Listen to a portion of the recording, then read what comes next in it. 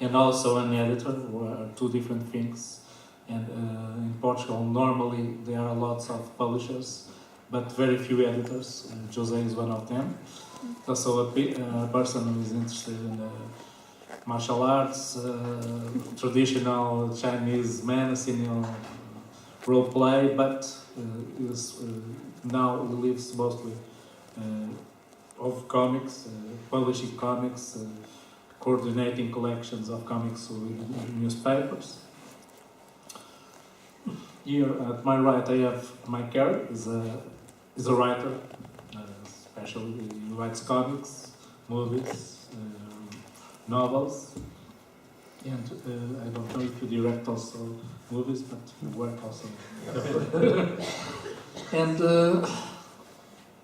there we have a guy who does everything. He directs movies, zombie movies, and TV series. He writes comics. He plays piano. Writes music. And all kind of stuff. And what is most irritating about him is that he does everything well. So it's a problem. So to begin, I think we're going to do a round, and it's a kind of cliche question, but what makes you like comics, and when did you realize that you are a comics fan and you want to work in that kind of stuff, write stories, publish stories, this kind of stuff? We could begin with José. So, I think that in the beginning, you're not a comics fan, you're a fan of something. And I was a fan of science fiction and fantasy, and I liked everything that had to do with that. So I started playing role-playing games, I was a war gamer, I read comics, I read novels and so on. Of course, having been at the French school, comics are pushed on you very, very early. You practically learn to read with the traditional French series like Asterix and Lucky Luke and so on. But it was not comics per se. That was more of an accident through a number of things that happened. That I worked for different gaming companies, and one of them eventually also became a comics publisher. And if it hadn't been, I was a big comics fan, but professionally it was an accident that I arrived in comics. So I started publishing comics, and that made me more of a comics fan, and it made me read comics in a more serious way and start knowing about the history of comics, the authors and so on, which is sometimes not something that as a teenager, even if you suddenly discover Marvel comics, as I did, as something that was like completely different from what you were reading in French comics, or the Métal Hurlant magazine that was like an explosion with what we used to read, and suddenly you get this magazine that has Druyer and Moebius and so on, and then you become a big fan, but maybe you don't go so deep into the history of comics, and there's all degrees of fandom. So I always loved comics, and from very, very early age, I'm pretty sure I started reading with comics. But it was not just comics, it was the whole being a nerd, I guess, or something like that. And your Mike? So I guess my story is in some ways it's the inverse of yours, because I learned to love comics before I knew what science fiction and fantasy were. I was about 3 years old. I was exactly 3 years old. There was a comic that was launched in the UK called Wham! It had nothing to do with the pop group that later took that name. It just happened to have the two geniuses, the only two geniuses who were writing and drawing comics in Britain at that time, Leo Baxendale and Ken Reed, and they both collaborated on this comic. And it was just an extraordinary visual explosion. I'd never come across anything like it before, because they would do almost sort of fractal storytelling. there would be something going on in the foreground, and there would be 3 or 4 things going on further back in the panel, and every panel was sort of a couple of minutes of fascinated entertainment. And I got hooked on that. And I think the first word that I knew how to spell was "ar" with 3 R's. And I was sort of literally reading it on my mother's knee. And then when I was 7, my big brother Chris gave me a Fantastic Four, which was it was when Lee and Kirby were doing Fantastic Four. It was an annual. It had the Negative Zone in. It had the Inhumans in. It was just this cosmic sci-fi universe that you just get plunged into straight away, and I was completely hooked. First of all, I'm sorry to speak in English. Espero que não tenham vergonha alheia. But for me, it was the opposite of even the two of you.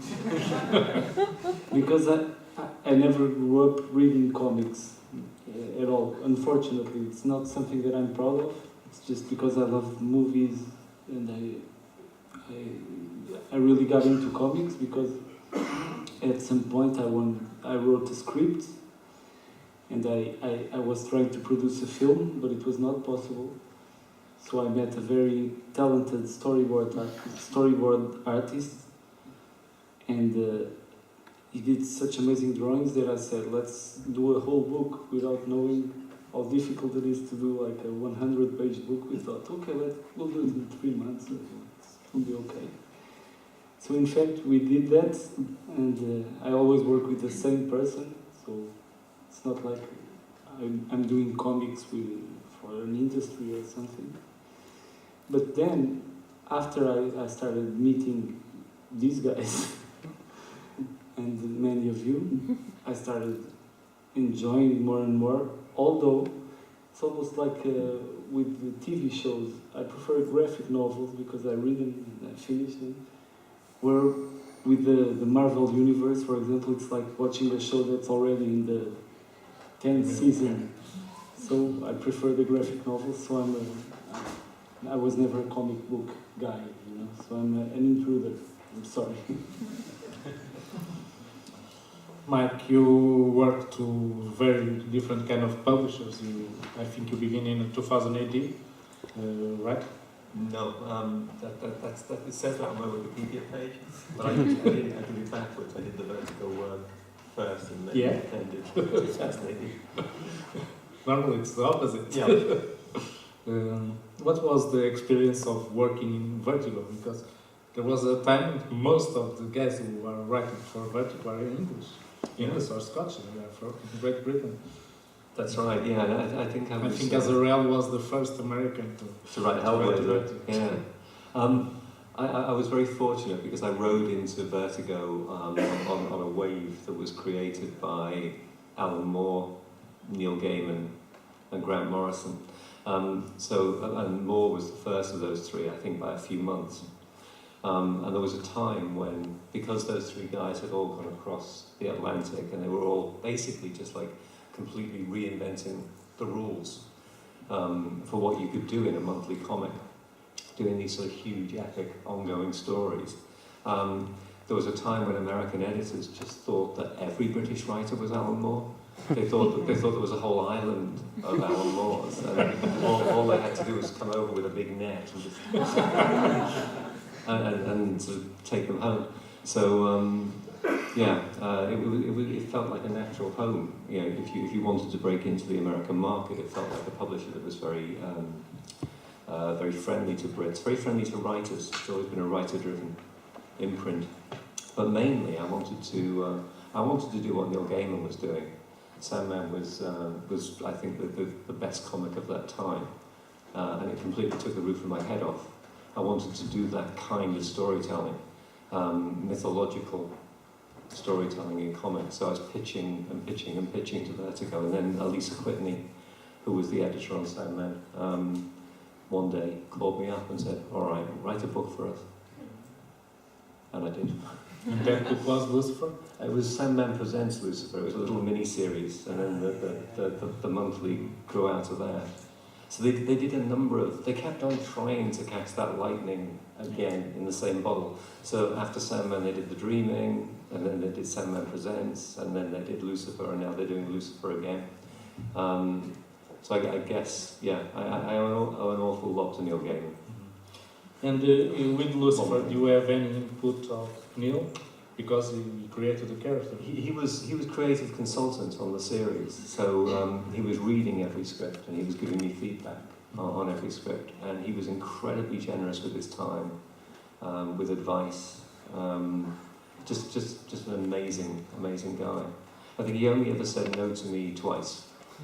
Once was I wanted to do a story with Rose Walker in it, and he said if I ever come back to Sandman, that's the story I want to tell. So please, just leave Rose alone, because I know where she's going, and someday I'll tell it.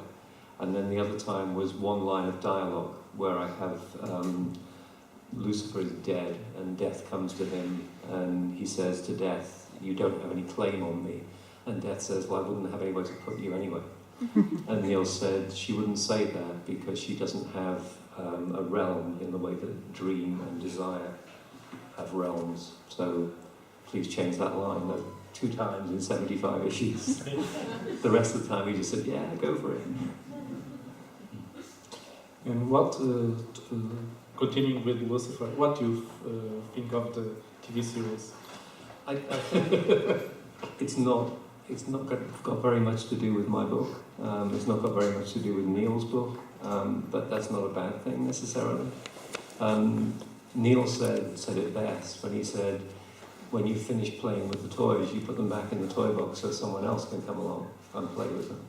And every adaptation starts by like destroying what was there before and then rebuilding. So I think it is its own thing and it's quite fun.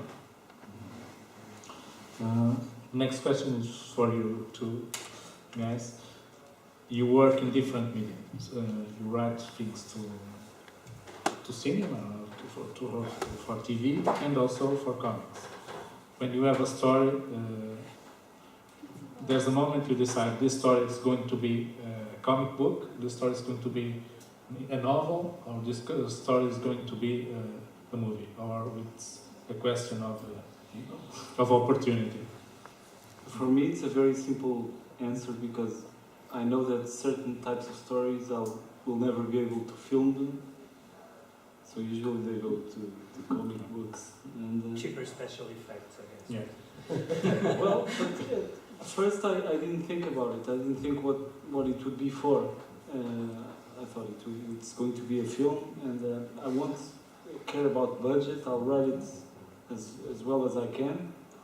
But I think it's a good thing to know what you're writing for and know how you have a limited budget.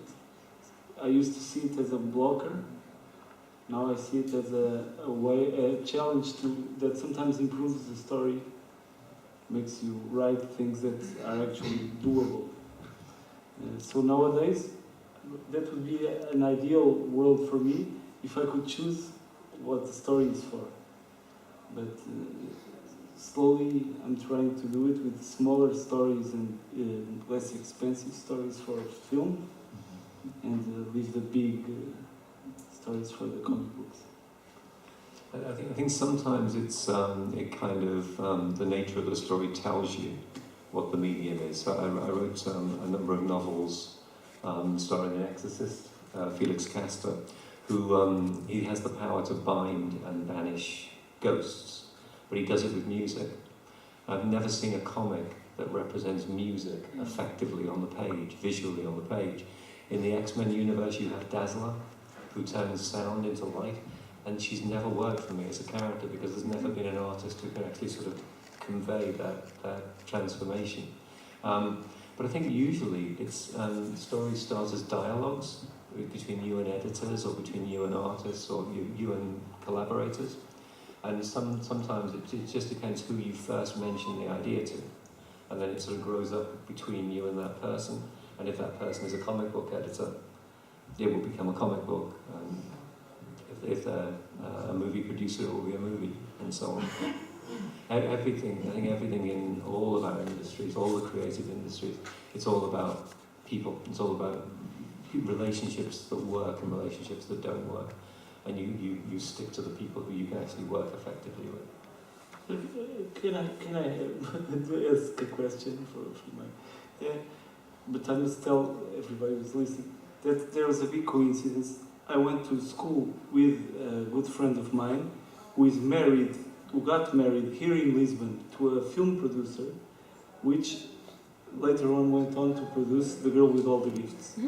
And I remember my friend told me that his wife got hold of a really good short story. So it was early on in the process. I would like to know how did it happen? How was it?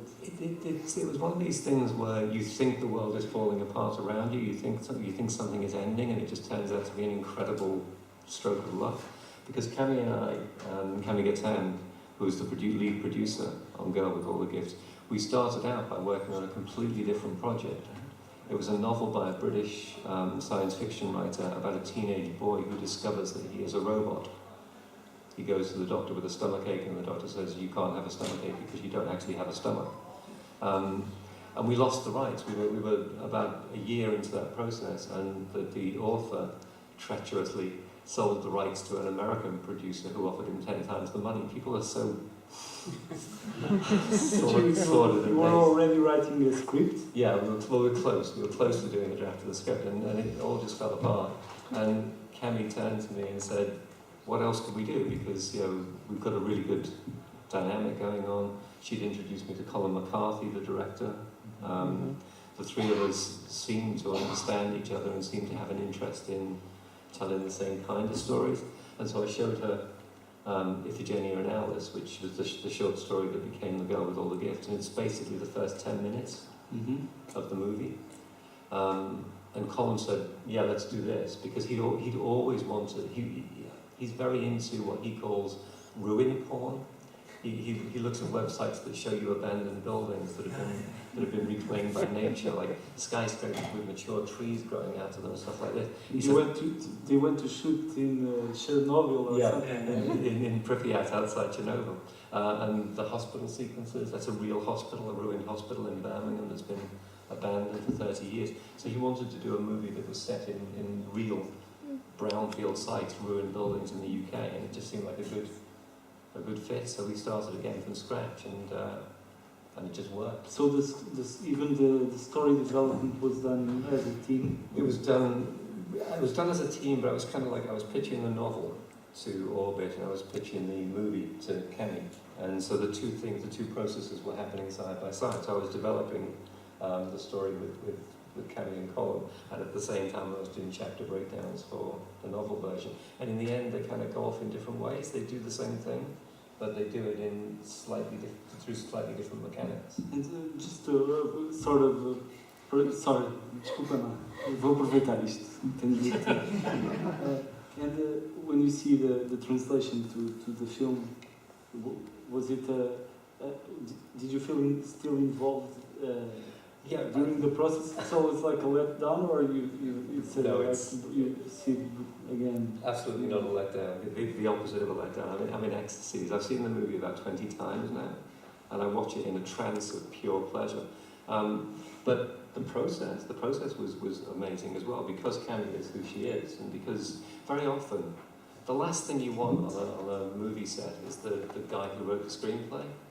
He's just going to get in the way. He doesn't know how to handle himself around cameras. He's going to trip over the sound cable, electrocute himself, and then someone's got to clean him up. So normally the writer is not encouraged to get involved in the process. But Cammy said, we want you on set. We want you to sort of see it come together. We want you to be there for it. Bring Lynn along. Do you know anybody who wants to be a zombie? And so we were just like, throughout the entire thing, we got to see it come together. We got to meet the cast and hang out with them. We got to be in the film. I got my head blown off on screen. So Cammy made sure that I would not be excluded from the process at any point. That's one of the reasons why I love her. And the movie shows like you can see that it's a labor of love. It's not a product.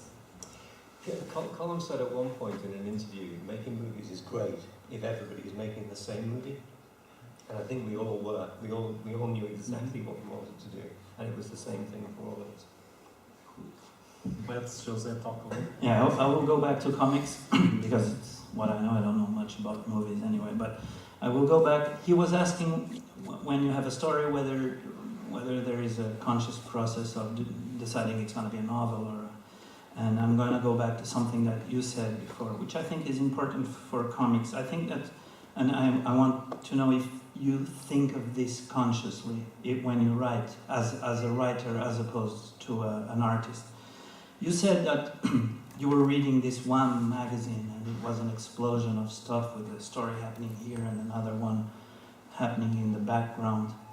And there are things, I mean, all stories can be told in comics and all stories can be told in theater or movie, but some things can only be done in a certain way in comics. And this that you were talking about is very much like this, multiple things happening at the same time with words mixed in together. Is something that you cannot have on a movie. It would be like completely crazy, like we know examples of comics where there are 5-6 stories, like Alan Moore's story that is a kind of homage to Will Eisner with the multiple timelines. It's a skyscraper. The last floor is telling a story that is set in the 20th century, in the end of the 20th century. The third floor is telling something in the 30s and so on, and they go like this. And this is impossible to do in movie because it's gone. In comics you can go back, and some people don't. It doesn't click. There are people who don't like comics, and it doesn't click for them. It's too weird, this mix of words and images. And maybe, I don't know, maybe for a writer and for an artist, these are two completely different ways. As a writer, do you consciously go after this type of things that only comics can do so well? I suspect no, but do you want to address that first? Or? No, go ahead. I think what happens is this: when you're writing in a particular medium, you're picking up a toolbox, and there are hundreds of amazing tools in there. And some of them are really, really sharp, and they can do wonderful things. And some of them are a bit bent and a bit blunt and a bit like ramshackle. And each medium, whether it's film or comic, novel, short story, console game, radio play, there's some things it's going to do absolutely brilliantly, and there's other things that it's not particularly well adapted for. And you play to the strength. You learn to play to the strength, because as you use the tools, you get more facility with the tools, and it pulls you in a certain direction. And if anything, I think what you end up doing is trying to pull back against that and do things that you haven't done before. Do things that actually sort of go against your first instincts, just to see how they work out. Because otherwise you end up... I'll give you a very specific example. Before Alan Moore started writing comics, it was very common for a scene in a comic to end halfway down the page, and for the next scene to start in the next panel on the same page. Moore brought in a device where you get to the end of the page and you turn and you're in a new place. And you use the page turn in the same way as a director uses a transition, like a wipe or a cut or a dissolve in a movie. And everybody, or a generation of writers thought, that's really cool, I'm going to do that too, because it just feels really organic and natural. And it is organic and natural, but then if everybody's doing it, it becomes kind of stultifying. And so you want to do something different, because it's not the only way you can handle the transition in a story. So I think, to some extent, first you learn what the medium can do best, and then you start trying to do other things. And does this create any kind of tension with the artist, where there is some attempt at forcing the way he... Well, we all know that Alan has this ultra-specific, complicated script. How are yours? Mine are not like Alan. Unfortunately, the first comic script I ever read was an Alan Moore script. It was the script for Watchmen, where famously, the first panel is just a little smiley button, but the description of it is a page and a half. It's 800 words. I remember it was last week in Leeds, the comics talk bubble. Duncan Freitas was talking about the different kind of scripts that he received. He put the two hands. One is Alan Moore with his descriptions. The other was Alan Grant from 2008. It was like an exciting telegram. It was dread, Yeah. long shot, yeah, stuff like that. Yeah. You are in the middle. Or just dread with the lawgiver or whatever, yeah. I'm in the middle. I started out writing like Alan Moore and discovered that there is an Alan Moore, the job is taken. He can do that, and I don't think anybody else can do that. And I think one reason why he can do it is because he has this scary mind, and he already sees the finished page, and he knows exactly where everything in the finished page is. You know, the joke is he'll tell you the expression on the face of the character who's facing away from you, and he does, because it's important to know that it'll influence how you draw the posture and so on. He gives perfect blueprints to his collaborators, and if they deviate from the blueprint, he tells them exactly what they've done wrong. I start out, when I'm working with an artist I've never met before, I start out writing quite prescriptively and quite fully, and then once we get to know each other a bit better and we have a relationship, I write more loosely and trust them more and just describe the effect rather than describing how to get to the effect. And let them find their own way there. When I write with Peter Gross, because we've worked together for 15 years now, we've written something like close to 200 issues of comics together. Peter treats my script as an invitation to negotiate. Yeah, he reads the script and he goes, "Oh, that was fun." And then he starts drawing on his Cintiq, and what comes back is always better than what was in the script, so I don't mind.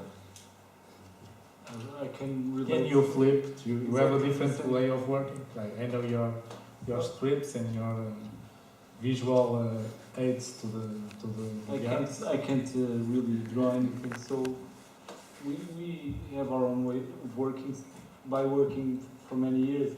So I can relate to that, sending a script, and then suddenly you get the end result and you think, this was not it. But then he gives such a good excuse that, of course, that's actually, it's a good negotiation. I like it. Do you go through a phase after you've got the finished art? Do you revisit the dialogue and change Of course, the dialogue? because sometimes he takes care of the acting. It's like a character, the acting of.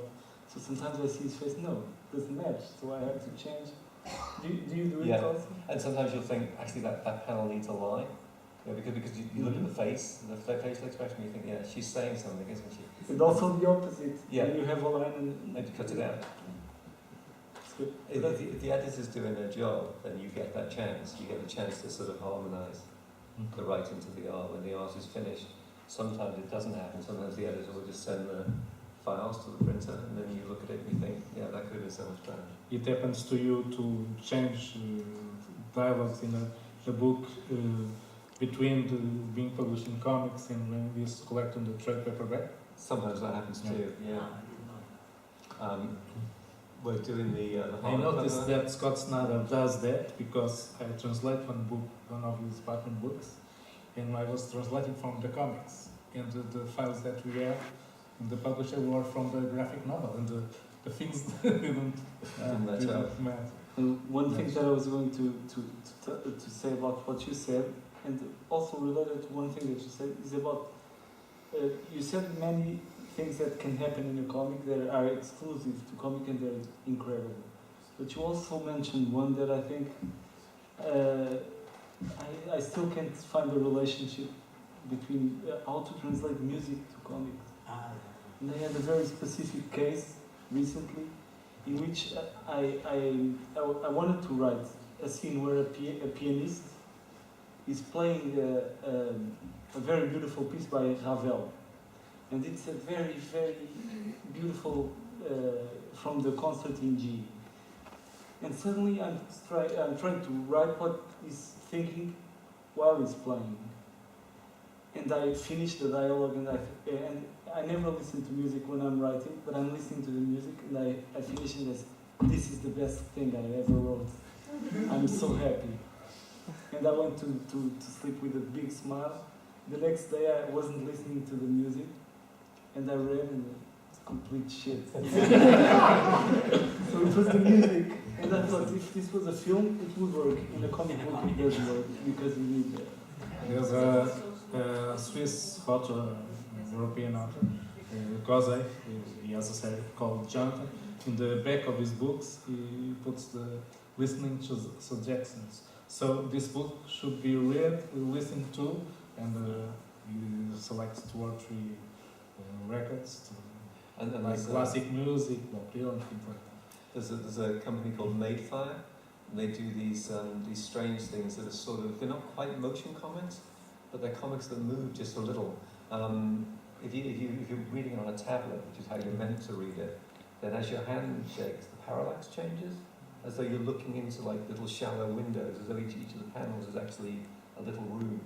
And they give you music and sound effects as well as you're reading. And I still can't decide whether I like it or not.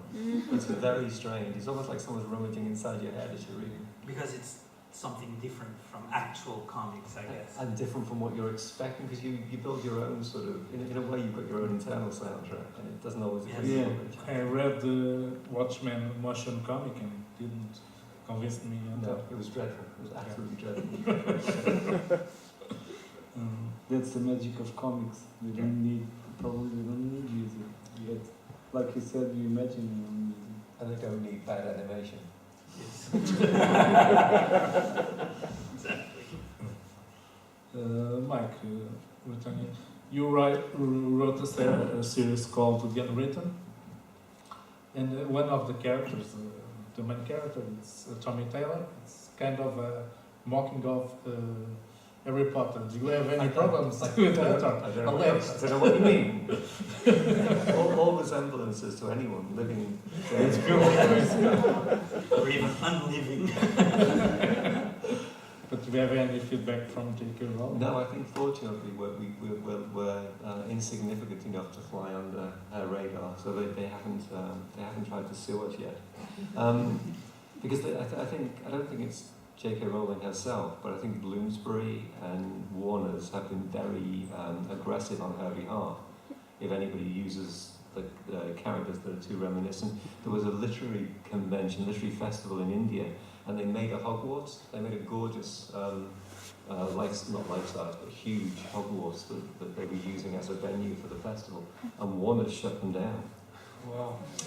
With a cease and desist notice. I'm gambling that if she ever does realise that we're doing this, because DC is owned by Warner, they're not going to sue themselves. Yeah. I hope. Especially if you read the books of magic by Neil Gaiman. That's A what, tiny resemblance. that's what Peter says. If they come for us, I'm going to say this is not Harry Potter. It's Tim. The rip-off from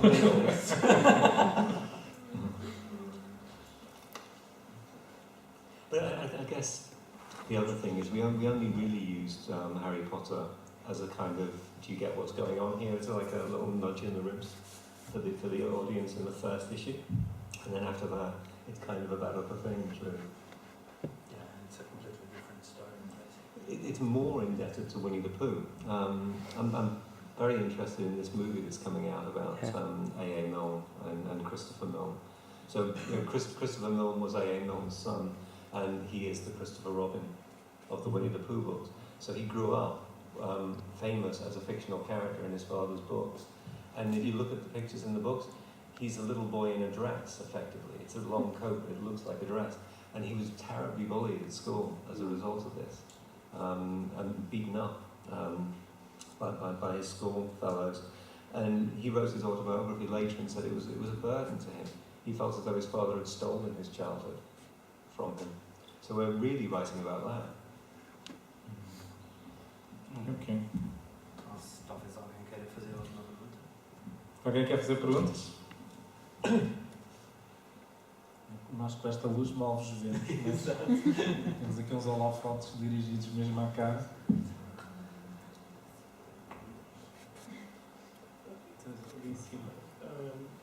I remember a talk with also a comic artist recently, who told about different styles of working in comics, the different relationships between writers and illustrators.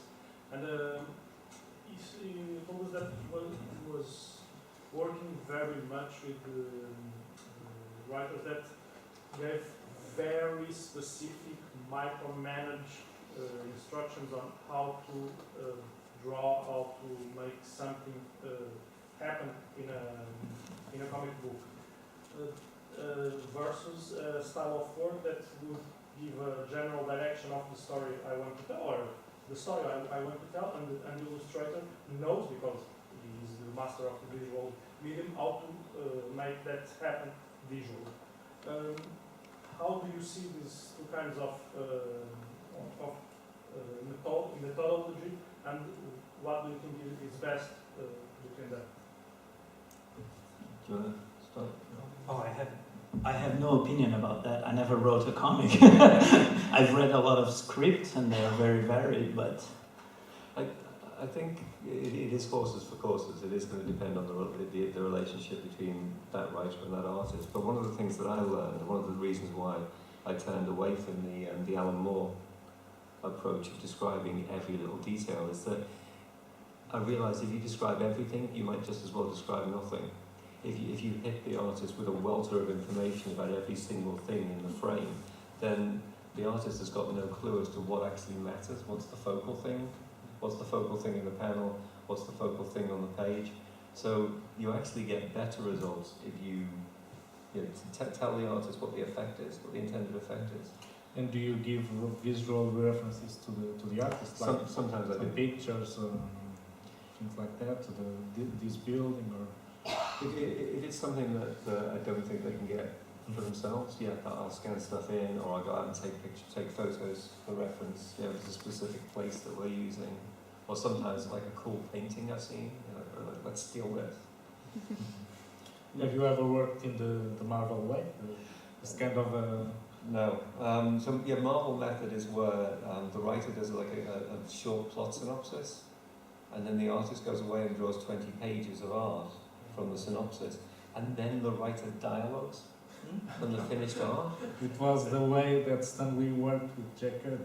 In this case, he just wrote like 2 phrases. Spider-Man fights Dr. Octopus, 5 minutes. So, yeah. And Kirby, was Ditko, does 22 pages of that, and then he goes and put it down. And that was a solution to a technical problem, because that was Stan Lee and an entire stable of artists, and he was like, he had to keep them all busy. So you just write these little things and throw them at them, and then just field the art as it came in. I couldn't do that. I really couldn't do that. Just the thought of it is kind of nightmarish, because you lose control of pace, you lose control of structure. It's like you're giving somebody else the control over the storytelling, and you just sort of sit in the back seat and put your feet up. I couldn't do it. For me, as some of you, because we know each other, I have also a very fortunate situation, because the artist who I work with is a set designer, and he does a production design for films. So if it takes place in 1920, you'll go and see in a very detailed way how it was. Faz as coisas com muito pormenor. And also, one thing that I learned that helped me a lot also, I worked for a very little time, fortunately, in advertising.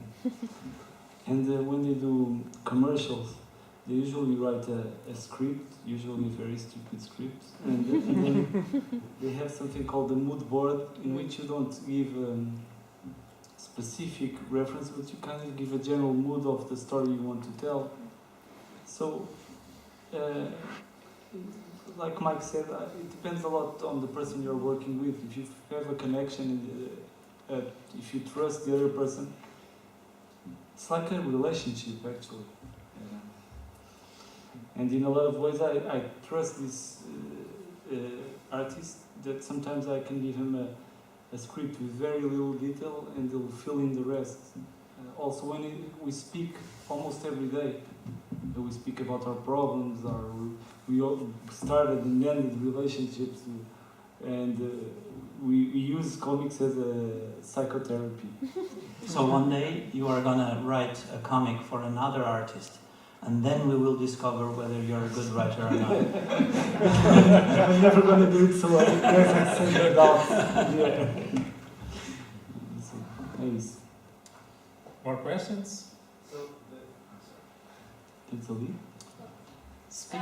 My question is kind of similar to his question, but it's like, I went to Brian K. Vaughan's panel on Thought Bubble, and he was talking about how much Fiona Staples was a big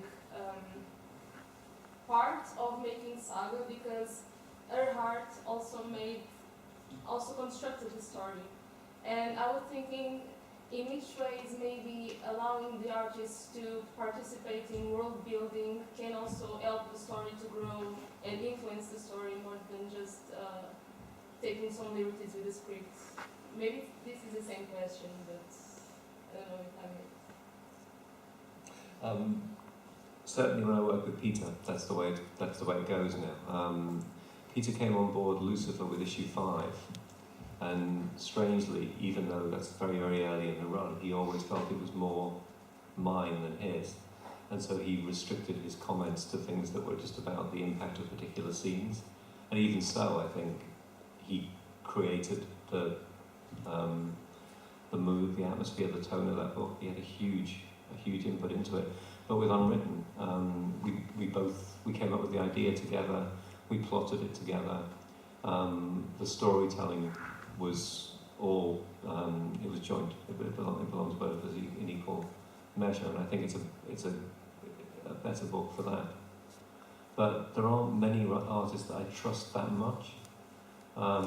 Peter Gross, Mike Perkins, yeah, that's it. Generally speaking, I'd rather have a bit more of the control, at least until the rhythms of the book are sort of are underway, and then I can loosen up a bit. One of the things that strikes me a lot in American comics, I talked with some artists and Portuguese artists who are working with in American comics.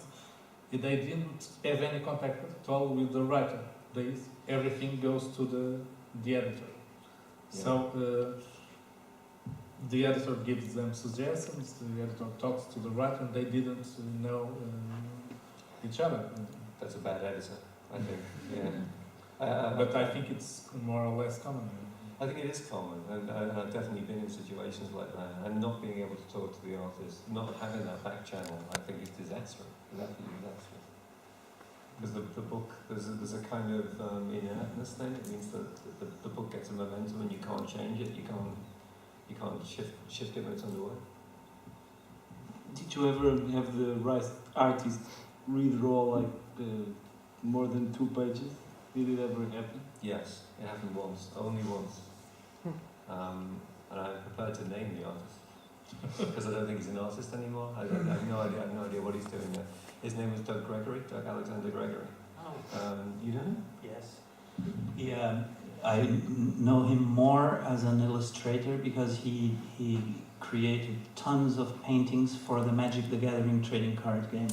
Ah, okay. So He worked throughout most of the 2000s as an illustrator for fantasy. He's a very good painter. He's an incredibly skilled artist, but he tried out at Vertigo. He tried out at Vertigo on a lot of different books. He worked on Hellblazer. He worked on The Losers, the Andy Diggle and Jock book. But his problem was that he really didn't care about what the script said. He had a story in his mind, and he drew that story. And it was kind of